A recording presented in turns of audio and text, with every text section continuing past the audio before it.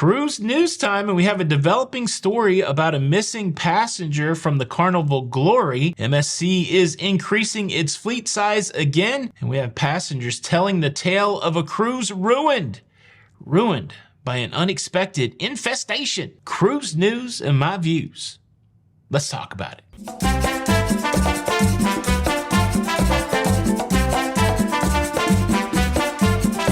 Hey, what's up, everybody? Welcome to La Lido Loca.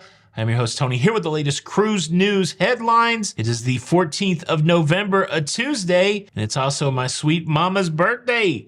Happy birthday out there, mama. I can't wait to see you tomorrow, and I can't wait to get you moved down here the rest of the week.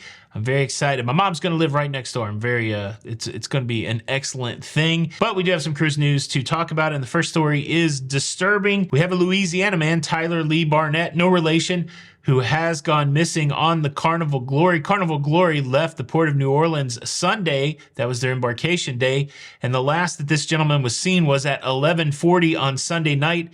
His family reported him missing Monday morning at 7 a.m. Somewhere along the way, the Coast Guard got involved. They mentioned that they weren't notified that anybody had gone overboard. The Coast Guard has reported that they did spend a few hours on Monday searching a 200-mile square area in the Gulf of Mexico in hopes of locating this passenger. But at this point, it's unclear whether or not the passenger actually has gone overboard or whether he's missing somewhere on the ship. There's not much more details than that. We'll continue to watch the story and update it as it develops. Cruise news story number 2, we have Regent Seven Seas taking ownership of its latest cruise ship, the Regent Seven Seas Grandeur. Shipbuilders Fincantieri turned the ship over to Regent Seven Seas, which is a member of the Norwegian Cruise Line Holdings Group. It's their luxury brand, and you can tell it's a luxury cruise ship. 763 passenger capacity, 55,000 gross tons. This is one of those deals where you pay up and you get everything included, and it's fancy. Regent Seven Seas Grandeur is set to set sail from Miami this winter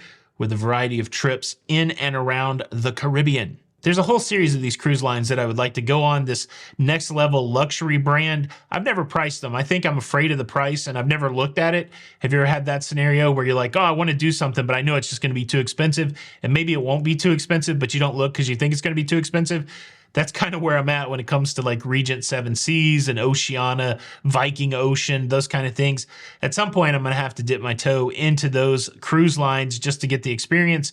But yeah, more and more ships are coming out. Congratulations, Regent Seven Seas. And speaking about more and more ships, MSC is making another play with their fleet size. They're adding 2 brand new cruise ships over the next couple years, 2 brand new mega cruise ships that are going to be some of the most environmentally friendly cruise ships. These 2 cruise ships will be a part of the world class of cruise ships. We already have the MSC World Europa out there that went into service last December. We're anticipating in 2025 the MSC World America, and then these will be ships 3 and 4 in that world class. These cruise ships are being built at a shipyard in France, the Chantier de l'Antique shipyard, and this is a long-going partnership between MSC and that shipbuilder. This will be maybe their 20th or 21st cruise ship built. I've said it before, MSC has some deep pockets, and they're putting their money where their mouth is. They're putting out the hardware, and they're trying to capture more of that cruising market. I know not everybody's warmed up to them, but it's going to be hard to stay away from them as they keep putting more and more ships in the water. It's been more than a year since I've spent time on an MSC cruise ship. I certainly have to get something on the schedule for 2024. Let me hear it from you, you MSC fans. What cruise ship should I jump on? MSC cruise ship should I jump on in 2024?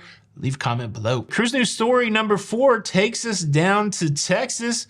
Galveston, Texas, specifically, where on November the 7th, the Board of Trustees there in Galveston voted to give $5.3 million to the latest project for port development, the development of a 4th cruise terminal in Galveston. And what's wild about this whole scenario is they weren't supposed to get a 4th cruise terminal in Galveston until sometime in the 2030s. We're talking well into the next decade, but because of the interest in Galveston and more people pouring into Galveston to get on cruise ships, well, they've accelerated that plan. All in all, the project is estimated to cost $140 million with the build out of the terminal and the parking facilities.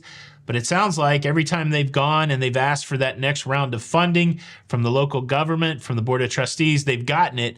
So yeah, maybe here in early 2025, we'll see this fourth terminal show up in Galveston. Now let me hit you with a quick throwback to yesterday's show. We talked about whether or not you would like to be notified if there's bad news on land while you are at sea, and many people said, yeah, I'd like to be notified, but there were also a lot of people that said, look, if I can't do anything about it, I do not want to be notified. And well, I had the good fortune last night of catching up with one of the other content creators in the cruise news space. I had the opportunity to have dinner with Derek from Island Time last night. Make sure you check out his channel, another great source for cruise news. Well, I asked him yesterday's burning question. Derek, I have a question for you. You bet.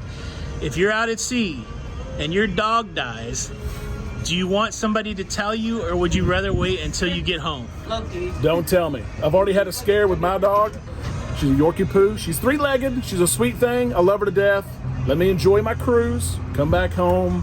Then I'll get the news when I get home. Don't tell me my cruise. Don't tell me. Always a blast meeting people in the cruise news space. I've seen a lot of Derek's videos, and it's cool to share a meal with him. Make sure you check out Island Time.